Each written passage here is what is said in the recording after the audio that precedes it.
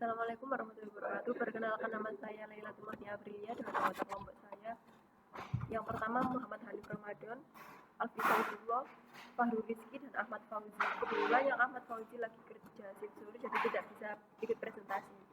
Kami akan mempresentasikan judulnya eskalasi perkebunan kelapa sawit terhadap masyarakat suku pedalaman di suku Sakai Riau dari kelompok 4.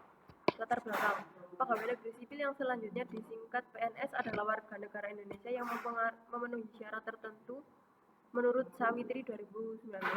Diangkat sebagai pegawai ASN secara tetap oleh pejabat pembina kepegawaian untuk menduduki jabatan pemerintahan. Pegawai aparatur sipil negara yang selanjutnya disebut sebagai pegawai ASN adalah pegawai negeri sipil dan pegawai pemerintah dengan perjanjian kerja yang diangkat oleh pejabat pembina kepegawaian dan diserahi oleh tugas dalam suatu jabatan pemerintahan atau diserahi tugas negara lainnya dan digaji berdasarkan peraturan perundang-undangan.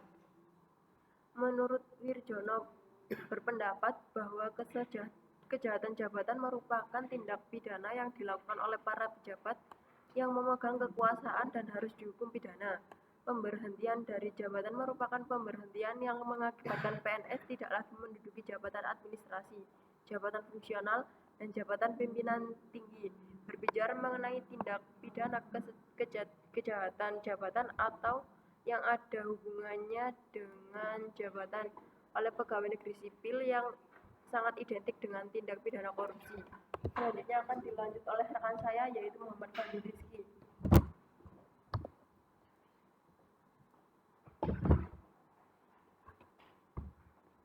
Sebenarnya tugas pegawai ASN bertugas melaksanakan kebijakan publik yang dibuat oleh pejabat pembina kepegawaian sesuai dengan ketentuan peraturan perundang-undangan, memberikan pelayanan publik yang profesional dan berkualitas, serta mempererat persatuan dan kesatuan NKRI Negara Kesatuan Republik Indonesia.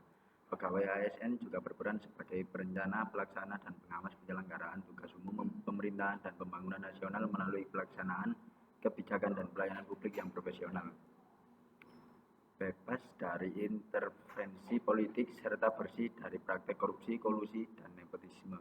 Nasti 2018.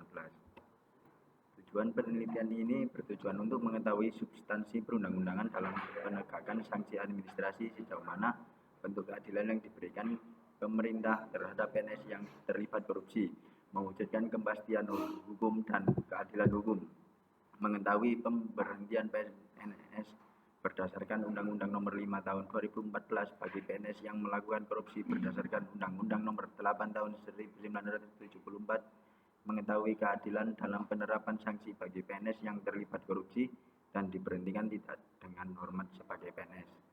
Untuk yang selanjutnya akan dijelaskan oleh Alfi Fauzullah.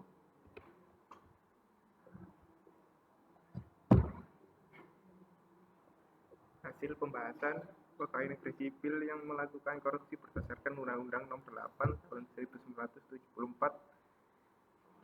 JO, Undang-Undang Nomor 43 Tahun 1999, dan telah dijatuhi hukuman berdasarkan putusan pengadilan yang berkekuatan hukum tetap dapat diberhentikan berdasarkan Undang-Undang Nomor 5 Tahun 2014 tentang aparatur sipil negara.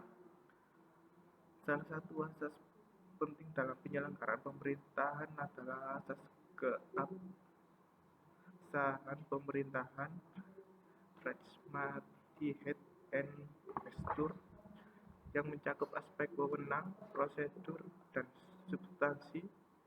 Wewenang Bevel-Hek merupakan substansi dari asal legalitas yang bersumber dari undang-undang. Secara teorik, wewenang yang bersumber dari peraturan perundang-undangan diperoleh melalui 3 cara, yakni 1. Atribusi, 2. Delegasi, 3. Mandat. Hasil pembahasan 2. Keadilan mengenai pemberhentian tidak dengan hormat kepada PNS, sedangkan mereka yang terbukti melakukan korupsi dan dalam menjalani hukuman boleh menduduki jabatan publik.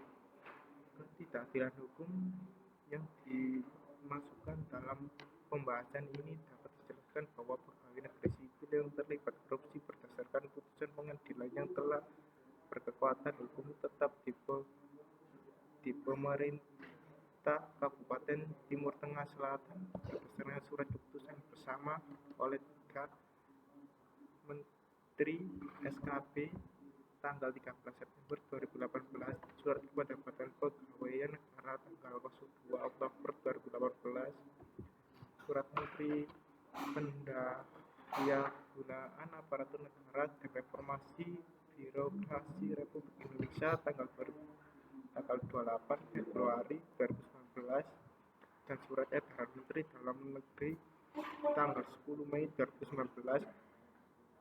Maka penjabat pembina pegawaian PPK sesuai pemerintah tersebut membandingkan secara tidak dengan hormat kepada pegawai negeri sipil yang terlibat korupsi Rumah PA 2019. Ya, selanjutnya akan dijelaskan oleh Hanif Ramadan. Kesimpulan, sesuai dengan masalah yang terjadi di pemerintah Kabupaten Timur Tengah Selatan mengenai apakah pegawai negeri sipil yang melakukan korupsi berdasarkan Undang-Undang Nomor 8 Tahun 1974, Undang-Undang Nomor 43 Tahun 1999, dan telah dijatuhkan hukuman berdasarkan putusan yang berkekuatan hukuman tetap dapat diberhentikan berdasarkan Undang-Undang Nomor 5 Tahun 2014 tentang aparatur sipil negara, maka dapat diambil kesimpulan bahwa kewenangan pejabat pembina pegawai PPK dalam menjatuhkan sanksi pegawaian berupa pemberhentian secara tidak dengan hormat kepada pegawai negeri sipil yang terlibat korupsi. Hukum tetap sangat jelas berdasarkan dengan peraturan perundang-undangan yang berlaku. Beberapa pegawai negeri sipil yang terlibat korupsi telah berkekuatan hukum dan tersebut tidak dapat diberhentikan berdasarkan Undang-Undang Nomor 5 Tahun 2014 tentang aparatur sipil negara. Karena sesuai kenyataan yang terjadi bahwa pegawai negeri sipil terlibat korupsi dilakukan sejak tahun 2010, 2011 sampai 2014 yang pada saat itu Undang-Undang Nomor 8 Tahun 1974, Undang-Undang Tahun 43 Tahun 1999 tentang pokok-pokok kepegawaian masih berlaku, dan Undang-Undang Nomor 5 Tahun 2014 tentang aparatur sipil negara belum ada atau belum diterbitkan. Sekian dari kelompok kami. Assalamualaikum warahmatullahi wabarakatuh.